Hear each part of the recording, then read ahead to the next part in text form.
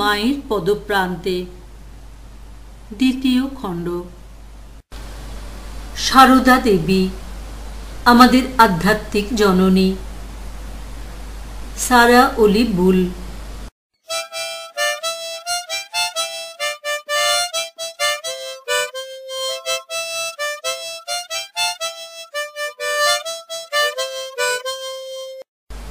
আমরাই প্রথম বিদেশী যাঁরা শ্রীরামকৃষ্ণের বিধবা পত্নী সারদা দেবীকে দর্শন করার অনুমতি পেয়েছিলাম।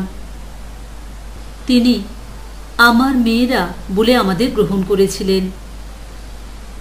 বলেছিলেন যে ঈশ্বর ইচ্ছায় তাঁর সঙ্গে আমাদের সাক্ষাৎ। তিনি আমাদের একেবারেই অপরিচিতভাবে দেখেননি।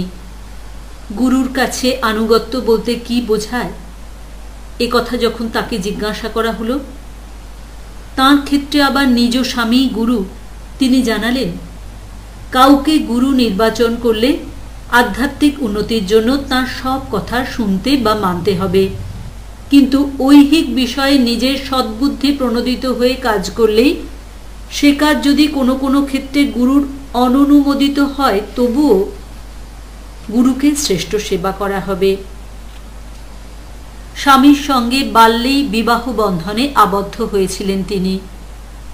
স্বামীকে যখন সানন্দের সন্ন্যাসীর জীবনযাপনে অনুমতি দিলেন তখন স্বামীর গভীর বন্ধুতা পেলেন ও তাঁর শিষ্যারূপে গৃহীত হলেন। স্বামী তাঁকে দিন দিন শিক্ষা দিয়ে গড়ে তুললেন। অপরপক্ষে পতি সান্নিধ্যে অতিবাহিত বছরগুলিতে তিনি স্বামীর পরামর্শদাতা ছিলেন। স্বামীর কাছে তিনি নিরন্তর প্রার্থনা করেছেন, আমার বাসনাকে শুদ্ধ করে তোলো যাতে চিরদিন তোমার যোগ্য হতে পারি।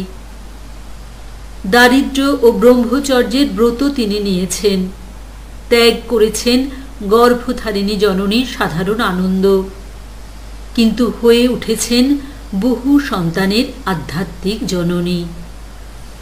অনুবাদ শঙ্করী প্রসাদ বসু।